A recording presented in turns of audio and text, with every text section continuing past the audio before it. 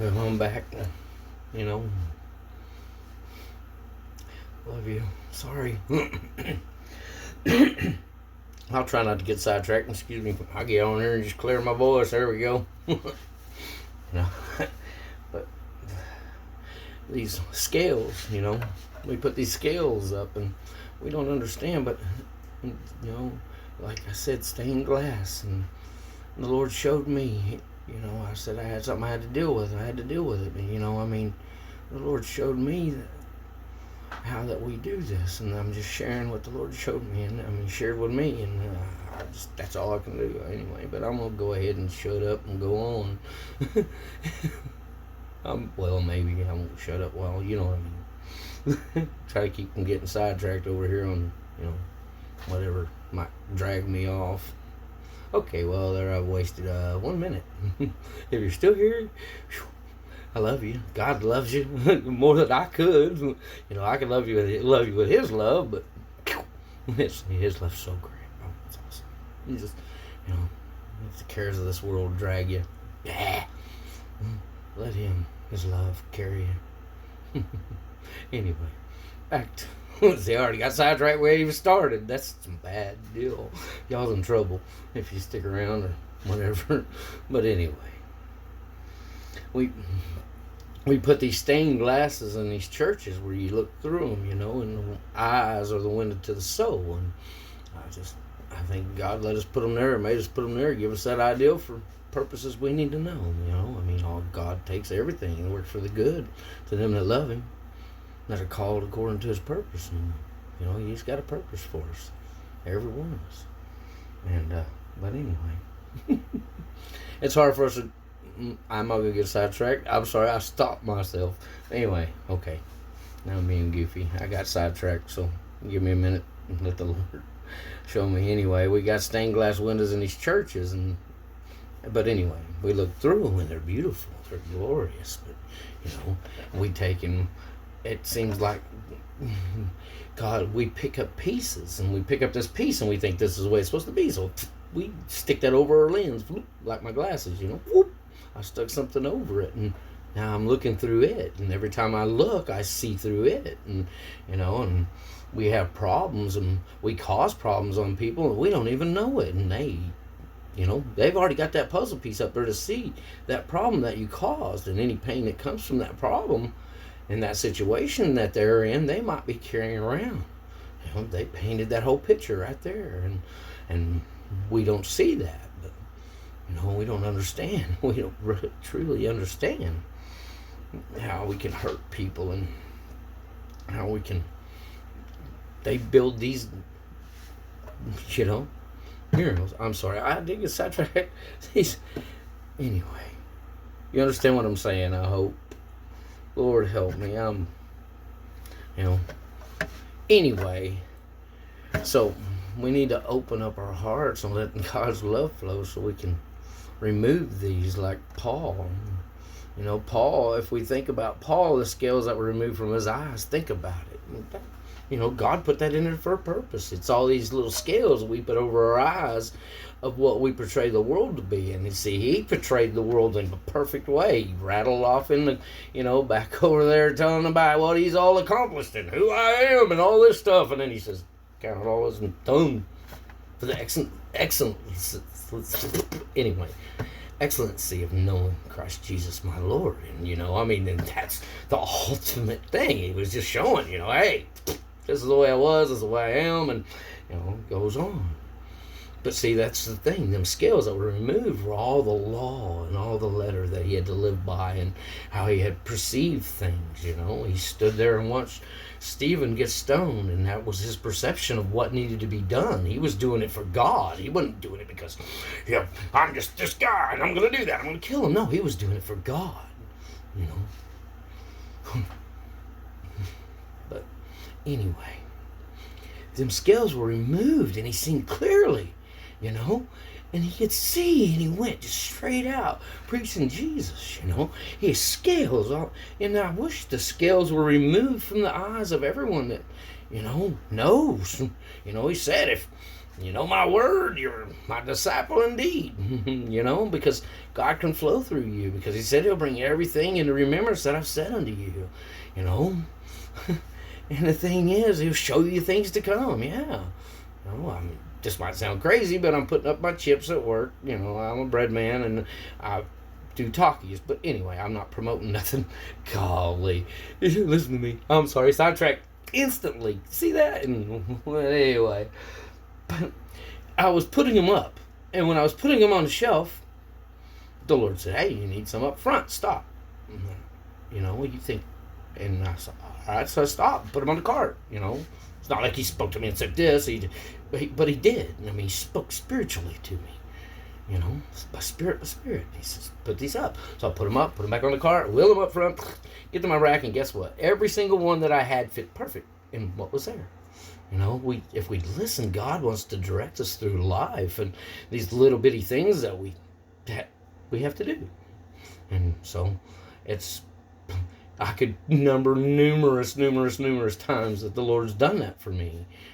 Even when I didn't notice it, but when I look back, I see it. But we got to take off them scales. When we look at the world as a world, and we stay in it, and that's why he wants us to put our treasures in heaven. Because where our heart is, that's where our treasure is. And he is an exceeding great reward. Love you, Jesus. He loves you so much. He loves us. We don't even understand his love. We understand the world's love. We're still looking through them scales like Paul, and we need to get on and remove them. And the only way we can remove them is with his love. We're always going to have that carnal nature, wants to hop on that roller coaster and run down. Let's go, But it's easier when you're flying up here looking over and, and loving people and flowing in his love. God is high above all things, and let's get up here. But anyway, I'm gonna call it quits tonight. But I love you and God bless you. And if you stuck around this long, I hope God revealed something to you, because like I said, I got sidetracked and I'm sorry. The Lord knows my heart.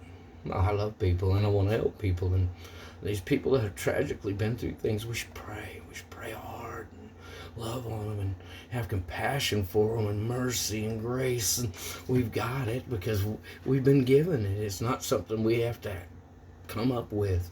You're not going to get it by your, forcing yourself. It doesn't come forcefully. It comes naturally. It's like, like I said, when I look at people's hurts and pains and, the cuts, and it hurts. And, sometimes when people are telling me what happened to them, it hurts, I can feel it. It's weird. And, like I said, that's the Lord reminded me, hey, we're supposed to be there and care about other people and love other people and, share in their pain. But we forget. It's easy to be drug off. These pieces we put on our eyes, and yeah, I said I was going to quit. See, that's just standard procedure for me. But anyway, Lord, go ahead. I'm sorry, I got sidetracked. I'm thinking about people. I love on them, and you love on them. You love on them more. I try. Have mercy. I want all the mercy I can get. Trust me. I've done some foolish things. We all have. But anyway, back to the story at hand. I need to slap myself. But no, I'm kidding. But anyway, back to what I'm trying to say is we put these scales over, these little glasses in our little stained glass, or, over our glasses, which would probably be the easiest way to explain it for me because I could wear glasses. But anyway, if the eyes are the window to the soul, it would do us good to clean them. Lord, clean my eyes. Give me clean eyes. Clean it. So we can see with his love, eyes to see, ears to hear, ears to hear their pain, and share and share what the love would want to share with them, and how that it's going to turn around. It's going to be better. It's going to be good. I know that the pain's there for now, but look at Job. Yes, he went through pain and suffering. He lost his children, and we can't never downgrade that. It's a hurt and pain that doesn't go away. And, but Job knew God, and he knew that God would take care of them even if they were gone. God explains it when he does this. He speaks to all of us. And next time I get on here, I'm going to read it, and we'll understand a little bit more, because God's showing me some things, and that's the only reason he's going to show me is to share them. If I don't share them, he won't show me no more. So I'm trying to share them. Even if one person watches it, that's a good thing. But we drag these back. You see, I got sidetracked again. But we backtrack. We go back home with these scales on our eyes, and we get aggravated at somebody at home, and we put the scale over our eyes, and then somebody says something, or two or more agree there. If two or more of them agree, let every word be established by 2 or 3 people, and we done established that window. There's a word we put up there, and what word it is, who knows? But we're establishing things. But anyway, I think I'll just cut that out, because I don't even understand that, and the Lord might show me. But I just get that way. I'll rattle off somewhere. Anyway, we put these scales over our eyes, and we have these pictures. And if you're here and you've went through the 4th, that one, then you're awesome. We put the scales over our eyes, and we,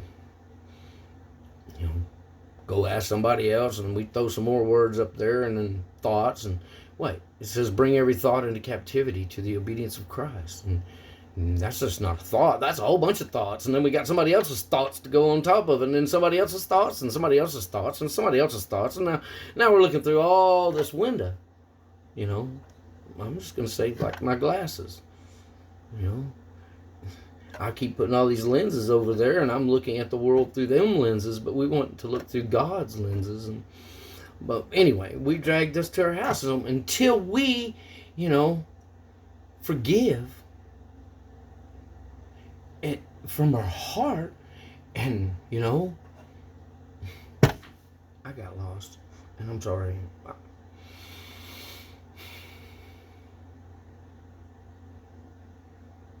What did Paul do?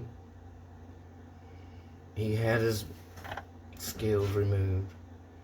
Until we remove these scales from our eyes and quit looking the way the world tells us to look, we're going to wander off down this trail. And it's a hard trail. It's a hard trail. We don't want to go. So, these things that happen to us, and we ask somebody else about it, and they tell us what we should do about it, and we build up these things, and we go on down the road, and 10, 15 years down the road, which is been in the situation I'm talking about. I'm just sharing, and I didn't realize he was carrying all this pain and suffering and things that I caused him to carry. And even though it wasn't something I was doing, I was putting him in a situation where he had to be in that burden, and I wasn't taking that in consideration. And I had burden for him to carry that he should have never carried, and things that he should have done. And I put him in that situation because, I did. And things that I've said to him and do to him, and every time he looks at me and talks to me and everything, he looks through them eyes, and he gets aggravated and irritated. And it's, I've done it before. I know where he's coming from. And I'm just sharing. And this, I sat there and got schooled, and the Lord told me, and the whole time he was telling me what's hurting in him and pain that's going on in him. The Lord was telling me, he said, be quick to listen, be quick to listen, be quick to listen. He'll give you his word. He'll share with you. He'll lead you in everything in life. And we should listen to one another and listen with an open heart and want to know what we can do to fix it, instead of, well, I had the right to do what I did and I didn't have a choice. And we can make all kinds of excuses and everything else and go on down the road and think, well, it's right. And, so-and-so said it was right. And, the news said it was right. And everything said it was right. And we did what was right because that's our way we were raised, the culture we come in, and all these other things, but it's not right. We don't know their heart. God knows their heart. There's no way that we can know a person's heart, or the pain, or the glasses that they, the scales that they put over their eyes to cover, to cover up what really is going on. And every time they look through that, they see this fake imagination. So, I mean, wait a minute. Maybe it's a good thing. Maybe it's something we should know, because what's the devil putting over our eyes, telling us this is right and this is wrong? See, we got that scale from the tree, and that's what we look through. That's why we can only see him dimly, because we got all these blockades, Paul immediately said, Lord, yes, Lord. He seen plainly, click. He called him Lord. Instantly, he knew. He knew it was God. And that's what we'll do when we get there. Well, ah!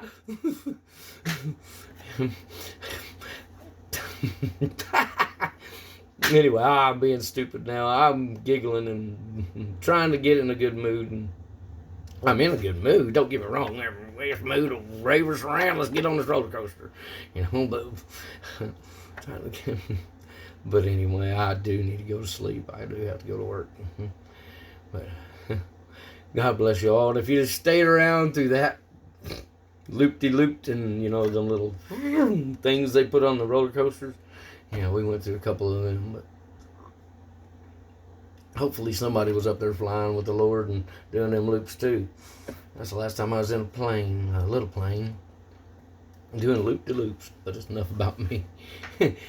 God bless you. He loves you and he wants to be with you and sup with you. And he wants to know you. He loves you so much. And if he knows you, he's sitting there whispering, hey, I love you. But even if he doesn't, he's doing the same. And I hope you can hear me, because he does love you so much. And you just wait till you meet him. You will cry. You will. So but anyway, I wasn't babbling today, but God bless you.